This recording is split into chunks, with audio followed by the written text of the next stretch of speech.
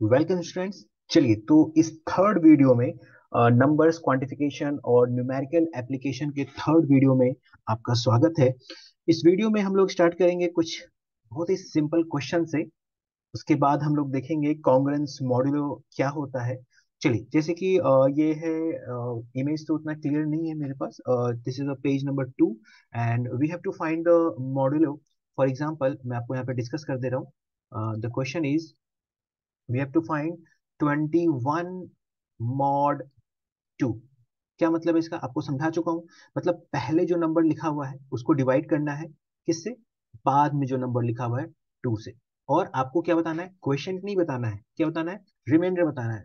तो क्या होगा, 21 को अगर हम 2 से डिवाइड करेंगे तो 10 टाइम्स का क्वेश्चन होगा, so it's 20 and remainder is 1। So it's final answer will be 1। So 21 mod 2 will be 1 as you can see here also. Second question जो कह रहा है -8 mod 5। राइट, देखिए मैंने बताया था कि इसको आप दो तरह से सोच सकते हैं। मैं दोनों ही मेथड आपको डिस्कस करूंगा। -8 mod 5, पहला तरीका क्या बताया, देखिए जिसको डिवाइड करना है वो एक नेगेटिव नंबर है। जिसको डिवाइड करना है वो एक नेगेटिव नंबर है, तो मैंने क्या बताया, आपके पास दो ऑप्शन है। या तो आप विदाउट साइन पहले कंसिडर कीजिए, 8 को आप 5 से डिवाइड करिए।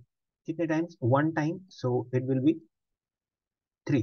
बट फाइनल आंसर कैसे निकलेगा, क्योंकि ए नेगेटिव था तो आपको क्या करना है, इन दोनों का अब डिफरेंस लेना है। सो 5 - 3 दैट्स द 2। राइट, ये पहला मेथड हो गया। दूसरा मेथड जो मैंने आपको बताया था कि आप इसको सिंपली ऐसे भी सोच सकते हैं कि मुझे -8 में डिवाइड करना है 5 से। अब देखिए मैंने बताया था कि जो आपका डिविडेंड है, सेम साइन आना चाहिए डिविडेंड का, क्वेश्चन और डिवाइजर को मल्टीप्लाई करके। अब ये तो पॉजिटिव है, यानी कि यहाँ जो भी नंबर मल्टीप्लाई होगा वो एक नेगेटिव से मल्टीप्लाई होगा। राइट, तो और आपको एक ऊपर मतलब जस्ट हायर नंबर लेना है जब भी ए नेगेटिव हो। तो आप यहाँ -2 से जब मल्टीप्लाई करेंगे तो ये हो जाएगा -10। और जब आप इसको सब्सट्रैक्शन के लिए अप्लाई करेंगे, सो अगेन साइन चेंज हो जाएगा, तो +8 + 2 +10, so you will get +2। That's the same answer we are getting. आपको बता चुका हूं, अगर आपको कंफ्यूजन होता है ए नेगेटिव होने पे, आप विदाउट साइन पहले कैलकुलेट करें, बाद में सब्सट्रैक्शन ले लें डिवाइजर और रिमाइंडर का। That's the so simple way. तो आपका रिमाइंडर यहाँ पे आ चुका है। थर्ड क्वेश्चन कह रहा है, देखिए थर्ड क्वेश्चन कह रहा है 9 + 23, 9 + 23 मॉड 12। सो सिंपल, 9 + 23 आप पहले ऐड कर लीजिए, इट्स 32 मॉड 12। तो इसका मतलब क्या है, 32 में 12 से डिवाइड करना है और आपको क्या बताना है, केवल रिमाइंडर बताना है। So I think it's 2 time, its remainder is 8, so we are getting 8 as a remainder. This was the third part, and fourth part is similarly 8 multiplied by 7 mod 6. You can do it. If you have any doubt, you may ask in comment section. So next is 3 mod 10। देखिए, ये मैं थोड़ा सा discuss कर देता हूँ। इसका मतलब क्या है, 3 को डिवाइड करना है 10 से। अब आप क्या कर सकते हैं, 10 × 1 = 10 तो लगेगा नहीं, क्योंकि रिमाइंडर नेगेटिव हो जाएगा। राइट, तो आप यहाँ 0 टाइम्स लगा सकते हैं, 0 एंड रिमाइंडर विल बी 3। वैसे भी बताया गया है जिससे डिवाइड करना है, अगर उससे छोटा नंबर हो डिविडेंड तो रिमाइंडर वही हो जाता है। That's our answer. So third part भी आपका ये हो गया। Fifth part, sixth part is 12 mod 4। ये कंप्लीटली डिविजिबल है, तो इसका रिमाइंडर क्या हो जाएगा, 0 हो जाएगा। मैं डायरेक्टली लिख दे रहा हूँ। अगर आपको कोई भी डाउट हो इन क्वेश्चंस में तो आप प्लीज कमेंट सेक्शन में लिखिए, मैं उसे जरूर देखूंगा और उसका रिप्लाई करूंगा। तो ये बहुत ही छोटा सा एक एक्सरसाइज था, यहाँ पे एग्जाम्पल था बेसिकली, एग्जाम्पल नंबर फर्स्ट। चलिए अब देखते हैं नेक्स्ट जो हमारा कंसेप्ट है, that is the congruence modulo. देखिए आराम से समझते हैं इसको फिर से। सो टॉपिक का नेम है, पहले तो मैं टॉपिक के नेम को ही लिखता हूँ, कॉन्ग्रुएंस। नेम में बहुत सारा इंफॉर्मेशन होता है, डिपेंड करता है आप कितने इंफॉर्मेशन को उससे एक्सट्रैक्ट कर पाते हैं। देखिए, कॉन्ग्रेंस मॉडुलो, सबसे पहले तो इंडिविजुअल समझते हैं। क्या हम कॉन्ग्रेंस का मतलब समझते हैं? क्या हम कॉन्ग्रेंस का मतलब समझते हैं? बिल्कुल समझते हैं। कहाँ पढ़ा है? कभी सोचिए, क्या इस वर्ड को कभी आपने पढ़ा है? बिल्कुल पढ़ा है। कॉन्ग्रेंस ट्रायंगल में पढ़ा है, राइट। तो कॉन्ग्रेंस का मतलब होता है सेम, राइट, एग्जैक्टली सेम, जो एक दूसरे को ओवरलैप कर ले। जैसे कॉन्ग्रेंट ट्रायंगल्स में आपने पढ़ा था, सिमिलर एक दूसरे को ओवरलैप नहीं करता है, बट कॉन्ग्रेंस एक दूसरे को बिल्कुल ओवरलैप करता है, मतलब बिल्कुल exactly same.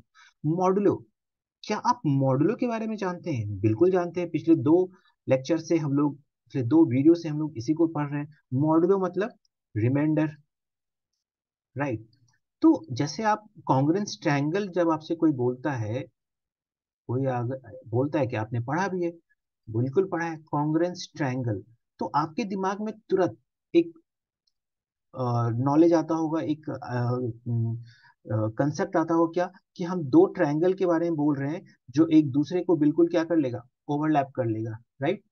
You can say P Q R and A B C. यहाँ हम लोग कैसे लिखते थे? A B C, triangle A B C is congruent to triangle P Q R, और whatever the name according to the condition. ये हम जानते थे। देखिए, कुछ भी चीज नया सीखने के लिए हमें लिंक करना बहुत जरूरी है। तो अब हम यहां से इस चीज को लिंक करने का ट्राई करते हैं, ठीक है। क्या एग्जैक्टली सेम लिंकिंग होगा? बिल्कुल सही, बिल्कुल यहाँ पे होगा। कॉन्ग्रेंस मॉड्यूलो मतलब सेम रिमाइंडर। जैसे यहाँ पे कॉन्ग्रुएंट ट्रायंगल मतलब सेम सेम ट्रायंगल और एक दूसरे को ओवरलैप कर लेगा। कॉन्ग्रुएंस मॉड्यूलो मतलब सेम रिमाइंडर, मतलब ऐसे दो नंबर जिसका रिमाइंडर सेम हो। अब रिमाइंडर तो तब होगा ना, मैं कह रहा हूं कि ए is congruence modulo to b, right, this is equivalent, you can say equivalent। यहाँ पे डबल इक्वल नहीं आता, ट्रिपल इक्वल आता है, that's the symbol of equivalent. तो मैं ये कह, अगर मैं ऐसा कह रहा हूँ a is congruence to b, लेकिन मतलब a और b का रिमाइंडर सेम है, लेकिन कब? जब आप किसी से डिवाइड करोगे तभी तो उसी को यहाँ पे लिख देते हैं ब्रैकेट में, just a minute। इसी को हम लोग यहाँ पे ब्रैकेट में लिख देते हैं, क्या लिख देते हैं? Mod n, right. अब इस लाइन को जरा एक बार फिर से डिकोड करते हैं। इस जब भी ऐसा लाइन लिखा रहे, इसका मतलब है कि भैया जब आप n से a को डिवाइड करोगे, जब आप n से b को डिवाइड करोगे, तो दोनों का रिमाइंडर क्या आएगा? बिल्कुल सेम आएगा। That's why we call it congruence modulo, मतलब सेम रिमाइंडर। a और b का रिमाइंडर सेम आएगा अगर आप n से डिवाइड करोगे। तो ये चीज कॉमन है, इसलिए एक बार इसको जस्ट यहाँ पे लिख दिया गया है ना। आप इसको चाहो तो ऐसे लिख सकते हो, a मॉड n इज एक, या यहाँ पे ब्रैकेट की भी जरूरत नहीं पड़ेगी क्योंकि आप दोनों को अलग अलग लिख रहे हैं। a mod n will be equal to b mod n। आई बात समझ में? मतलब क्या हुआ कि b को n से डिवाइड करने पे जो रिमाइंडर आएगा, सेम रिमाइंडर a को n से डिवाइड करने से आएगा। तो आप कह सकते हैं कि a is equivalent to b। किस सेंस में? तो उसी को हम लोग यहाँ पे लिख देते हैं ब्रैकेट में मॉड n। एक ही चीज देखिए, हम बार बार नहीं लिखते हैं, वो ना गलत प्रैक्टिस माना जाता है कि a mod n is equal to b mod n। हम चीजों को कंसाइज और शॉर्ट में लिखना पसंद करते हैं, प्रेफर करते हैं। इसको आप एक इंग्लिश के एग्जाम्पल से भी समझ सकते हैं। कभी भी आप ये मत बोले इंग्लिश में this is blunder mistake. Blunder mistake हम कभी नहीं बोलते हैं। क्यों नहीं बोलते हैं? क्योंकि ब्लंडर अपने आप में एक बहुत बड़ा मिस्टेक को इंडिकेट करता है। तो blunder mistake, you are doing repetition, same चीज को आप बार बार कह रहे हैं, मैंने बहुत बड़ी गलती गलती की है, राइट। तो उसी तरह से मॉड एन को बार बार लिखना जरूरी नहीं है। आप सिंपली ऐसा लिख दें, A equivalent to B mod n, मतलब ए को जब आप एन से डिवाइड करेंगे तो जो रिमाइंडर आएगा, और बी को जब आप एन से डिवाइड करेंगे तो जो रिमाइंडर आएगा, वो दोनों सेम होगा। तो स्टूडेंट्स, आई होप कि इस वीडियो में अभी तक आप कॉन्ग्रुएंस मॉडुलो से डर तो नहीं लग रहा होगा कि क्या चीज है, बहुत छोटी सी चीज है। अब इसको देखिए और अच्छे से, पहले मैं समझाता हूँ, और आइए एकदम बिल्कुल धीरे धीरे समझेंगे। देखिए, अब मैं अगर देखिए ए मॉड, राइट, पहले मैं पूरा एक्सप्रेशन एक लिख देता हूं जहां से स्टार्ट करना है हमें। देखिए, तो I am saying if a is equivalent to B mod n, right, मतलब A is congruent, A is said to be congruent to B modulo n। इसको कैसे लिखेंगे? A is said to be congruent, right, congruent to B, मतलब A और B दोनों same है, लेकिन कब? B modulo n, right. अब इसी का एक कंडीशन है, वो मैं आपको डिराइव करके दिखाता हूं। देखिए, हमारी बुक में डिराइव नहीं किया हुआ है, बट आप कर सकते हैं। देखिए कैसे, इसका मतलब क्या है? इसका मतलब है, इसमें दो बातें कही गई है, इस स्टेटमेंट में दो बातें कही गई है। क्या? कि A mod n is equal to B mod n। ये तो आपको समझ में आ रहा होगा। यहाँ पे दो बातें कही गई है, A mod n is equal to B mod n। और इसका मतलब जब A को आप n से डिवाइड कर रहे हो तो जो रिमाइंडर आ रहा है, B को जब आप डिवाइड कर रहे हो n से तो जो रिमाइंडर आ रहा है, दोनों सेम आ रहा है। हम मान लेते हैं कि वो रिमाइंडर क्या है? R है। मान सकते हैं, आप तो कह ही रहे हैं कि रिमाइंडर सेम आएगा। ठीक है, इसका मतलब कि A mod n is equal to R। अब इसका ये समझें कि A mod n is equal to R, और B mod n is equal to R also, right. यहां से हम क्या कर सकते हैं? इसका मतलब है, देखिए, इसका मतलब है कि मैं लिख सकता हूं A is equal to, right. इसका मतलब है, मैं आपको और पिक्चराइजेशन में पहले समझा देता हूं। इसका मतलब है कि अगर मैं A को डिवाइड करूं n से, राइट, कुछ आएगा क्वेश्चन, मान लेते हैं P, और रिमाइंडर क्या आएगा? R, right. अगर मैं B को n से डिवाइड करूं तो यहाँ पे कुछ अलग क्वेश्चन आ सकता है, let suppose Q, but remainder क्या आएगा? R, है ना। क्वेश्चन अलग हो सकता है, बट मेरा रिमाइंडर क्या है? R। डिवाइजर क्या है? दोनों में n, राइट। यहाँ तक भी समझ में आ रहा। अब यहाँ से अगर आप रिलेशन समझे तो मैं लिख सकता हूँ A is equal to, right, n p plus r, लिख सकता हूं। यहां से अगर आप समझे तो मैं लिख सकता हूं b is equal to n q plus r, यानी कि ए और बी का जो जनरल फॉर्मेट होगा वो कुछ ऐसा ही होगा। अगर यहां से आप एक ऑपरेशन, एक एक्सप्रेशन देखें, अगर मैं ए माइनस बी करूं, अगर मैं ए माइनस बी करूं तो क्या आएगा? चलिए करके देखते हैं। So n p plus r minus n q plus r, इसको अगर आप सिंप्लीफाई करें तो हो जाएगा n p plus r minus n q minus r. देखिए, r r gets cancel out, यहाँ से एन कॉमन ले लेंगे और ये जाके आ जाएगा पी माइनस क्यू। अगर आप, चलिए मैं फिर से लिख रहा हूँ पूरा, तो क्या आ गया हमारे पास? A minus b can be written as n times p minus q. अब देखिए, पी माइनस क्यू भी क्या होगा? एक इंटीजर होगा, राइट। ये अगर आप ध्यान से देखें तो ये जो p माइनस क्यू होगा, p माइनस क्यू भी क्या होगा? एक इंटीजर ही होगा। क्यों? क्योंकि p भी इंटीजर था, q भी इंटीजर था, तो p माइनस क्यू भी क्या होगा? एक इंटीजर ही होगा, है ना। तो देखिए, आपने क्या लिख दिया है? a minus b is equal to n into, we can say it a lambda, let us suppose you can say p minus q is equal to lambda that belongs to integer।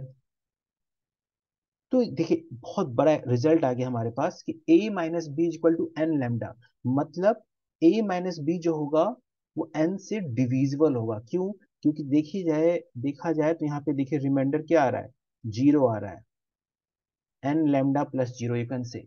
तो आप कह सकते हैं a minus b should be, और you can say must be divisible by, divisible by n, right. तो क्या conclusion हुआ कि अगर हमने लिखा था, क्या लिखा था स्टार्टिंग में, कि a is equivalent to B mod n, ऐसा कब पॉसिबल है, या अगर ऐसा पॉसिबल है तो a minus b will be divisible by n. यानी कि अगर दोनों का डिफरेंस एन से डिविजिबल है, अगर दो नंबर का डिफरेंस n से डिविजिबल है, तो a will be equivalent to b mod n, है ना। देखिए फिर से समझ लीजिए, मैंने ऊपर पूरा आपको डिराइव करके धीरे धीरे धीरे धीरे हमने इस चीज को समझा है। यहाँ से मैंने चला सारे कंडीशंस लिखे हैं। आप उसको एक पेज पे थोड़ा सिंप्लीफाई करने का ट्राई करता हूँ। ठीक, ठीक है। ये यहाँ से देखिए, ये पूरा एक व्यू में आप देखिए, कंप्लीट व्यू कैसे कैसे हमने यहाँ पे ड्राइव किया, और हमने प्रूव कर दिया कि अगर ए बी के इक्विवेलेंट है मॉड एन ऑपरेशन से, यानी a is congruent to B modulo n, इसका मतलब है a minus b will be divisible by n. और या उल्टा बोलिए, अगर a minus b divisible by n है, तो a will be equivalent to B modulo n, right. ये चीज देखिए बुक में एक्सप्लेन नहीं किया हुआ है, बुक में बस आपको लिख दी गई है इस बात को। तो अब आपको मैंने ये चीज बिल्कुल समझा दिया है। चलिए एक बार पढ़ भी लेते हैं बुक की बातों को, पढ़ना भी जरूर है। देखिए, if a and b be two integers and n be an integer greater than one, तो एक ऐसे इंटीजर एन की बात की गई है जो ग्रेटर देन वन है, then A is said to be congruent to B modulo n if n divides the difference of A and B. That is, A is equivalent to B mod n if there exists an integer lambda such that A minus B is equal to lambda n और n lambda। इस बात को देखिए हम लोगों ने पूरा derive किया है। देखिए, इस चीज को हम लोगों ने पूरा डिराइव कर लिया है, कैसे कैसे हो रहा है। आप इसको स्लो मोशन में करके फिर से देखें, और इसको लिख ले कहीं। हम इसके जितने भी क्वेश्चंस होंगे, या तो आप डायरेक्ट यहां से भी सॉल्व कर सकते हैं, कहां से, ये a minus b is equal to n lambda, या पूरा स्टार्टिंग आपको मैं बेस से समझाते हुए बेसिक से स्टार्ट करूंगा और वहां से भी सॉल्व होगा, क्योंकि एक ही चीज है, ये रिजल्ट ही ऊपर से आ रहा है एक्सप्लेनेशन लेते हुए। तो या तो आप यहाँ से, पहले तो मैं ट्राई करूंगा कि आपको दो चार क्वेश्चन ऊपर से ही बिल्कुल स्टेप बाय स्टेप करते लाऊं, लास्ट में आपको तीन चार क्वेश्चन के बाद खुद ही समझ में आ जाएगा और याद हो जाएगा कि यस, अगर ऐसा लिखा हुआ है तो a minus b is equal to n lambda, मतलब a minus b divisible by n होगा। चलिए, तो ये था कांग्रेस मॉडलों का लिटिल डिस्कशन। देखते हैं नेक्स्ट पेज पे क्या है। ठीक है, यहाँ पे एक्सप्लेन किया गया है चीजों को, है ना। तो यहाँ पे बता रहा है, चेक करने के लिए कह रहा है, पहले मैं चेक करके दिखाता हूँ। देखिए इस लाइन को मैं पहले एक्सप्लेन करता हूँ। ये कह रहा है -15, sorry 15 is equivalent to -6 mod 7। Exact language में कैसे कहेंगे, 15 इज कॉन्ग्रुएंट, मैं इक्विवेलेंट कह दे रहा हूं, बट आप क्या बोलेंगे, 15 is congruent to -6 modulo 7। 15 is congruent to -6 modulo 7। क्या मतलब है इसका, डिकोड करना सीखिए एकदम स्टेप बाय स्टेप। देखिए इसमें दो बातें कही गई है, क्या क्या, कि भाई जब 15 को मैं 7 से डिवाइड करूंगा तो जो रिमाइंडर होगा, और -6 को जो मैं डिवाइड करूंगा 7 से, दोनों का रिमाइंडर क्या होगा, सेम होगा। डिकोड करके लिखता हूं, 15 mod 7 should be equal to -6 mod 7। हम लोग वेरीफाई करते हैं पहले इसको, क्या ऐसा है। अगर हम 15 में 7 से डिवाइड करें तो 7 टू जा 14, it's remainder will be 1, right. अगर हम -6 में 7 से डिवाइड करें, देखिए फिर से आ गया, जिसमें हमको डिवाइड करना है वो एक नेगेटिव नंबर है। अगर आप क्विकली नहीं सोच पा रहे हैं, तो आपको मैंने इसका ट्रिक भी बताया है। पहले मैं इसका ट्रिकी अप्रोच बताता हूँ, क्या था, कि आप पहले विदाउट साइन सोचे, तो 6 में आप 7 से डिवाइड करें, राइट, कितने टाइम्स लगेगा, 0 टाइम्स लगेगा। और ये 0 और रिमाइंडर क्या आ जाएगा 6। But this is not my answer. Final answer क्या होगा, आपको इन दोनों का डिफरेंस लेना है, 7 और 6 का डिफरेंस लेना है। So 7 minus 6 that is equal to 1। This is the first way. Second way मैंने आपको क्या बताया था कि देखिए -6 में आपको 7 से मल्टीप्लाई डिवाइड करना है, राइट। अब देखिए जो भी आपका डिविडेंड है सेम साइन आना चाहिए। इसका साइन क्या है डिविडेंड का, माइनस। तो क्वोशिएंट और डिवाइजर का मल्टीप्लीकेशन जो आना चाहिए वो सेम साइन का आना चाहिए। और एक नंबर ऊपर, क्योंकि यहाँ पे जिसमें डिवाइड करना है नेगेटिव है, तो नेगेटिव चाहिए तो यहाँ पे एक नेगेटिव होगा, क्योंकि यहाँ ऑलरेडी ये पॉजिटिव है। और ये -1, राइट। यू कैन से दिस विल बी -1। सो -1 से आप इसको करेंगे तो क्या आ जाएगा, -7। और सब्सट्रैक्ट करना है, सब्सट्रैक्ट करना है मतलब फिर से आपको साइन चेंज करना पड़ेगा। सो माइनस का साइन अपडेट हो क्या हो जाएगा, plus, and it's remainder is 1। तो देखिए दोनों ही तरीके से रिमाइंडर क्या आ रहा है, 1। सो यस 1 एंड 1 दोनों का रिमाइंडर देखो सेम आ रहा है। तो आप गारंटेड ये कह सकते हैं, कॉन्फिडेंटली ये कह सकते हैं, कहना चाहिए आपको कि sir 15 is congruent to -6 modulo 7। ठीक है, बोलने की आदत डालिए, समझने की आदत पड़ जाएगी खुद ही। ठीक है, तो अच्छा ये तो हो गया ये समझने वाली बात। हम रिवर्स चेक करते हैं, क्या हमने पढ़ा था कि ए अगर बी के कॉन्ग्रुएंट है मॉड एन, तो मैंने आपको बता दिया था अगर ऐसा है तो क्या होना चाहिए, a minus b should be equal to n lambda.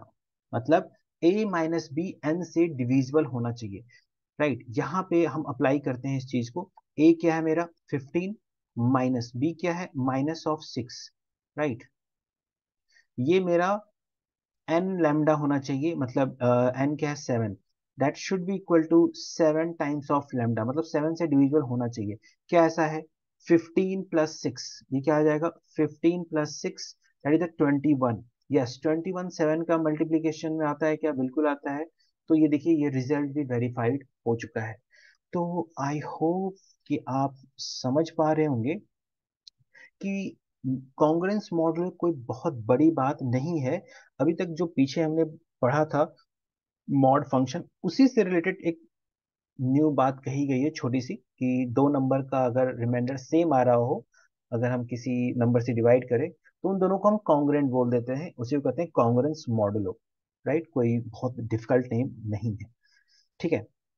For example देखिए यहाँ फिर से एक एग्जाम्पल दे दिया गया है, 37 इज कॉन्ग्रुएंट टू 12 मॉडुलो 5। इसका मतलब क्या है, फिर से डिकोड कीजिए कि 37 mod 5 will be equal to 12 mod 5।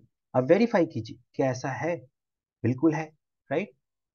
पहला तरीका तो आप यहीं से वेरीफाई कर सकते हैं, 37 को 5 से आप डिवाइड करके देखिए रिमाइंडर क्या आ रहा है 2, और 12 को भी 5 से डिवाइड करके क्या आएगा रिमाइंडर 2। दूसरा तरीका, ये तो हो गया पहला तरीका वेरीफाई करने का। दूसरा तरीका हम क्या देख सकते हैं कि अगर ऐसा है तो दोनों का डिफरेंस यानी कि 37 minus 12 should be equal to n lambda. N क्या है यहाँ पे 5, so that should be equal to 5 lambda, यानी 5 का डिविजिबल होना चाहिए, 5 का मल्टीप्लीकेशन में आना चाहिए। तो ये आ रहा है क्या, बिल्कुल आ रहा है। 25 should be equal to 5 lambda. Yes lambda integer होगा, यहाँ पे इंटीजर मिल जाएगा आपको। तो यस अभी तक इन दो एग्जांपल से देखिए आप समझ चुके हैं कि कॉन्ग्रुएंस मॉडुलो क्या होता है।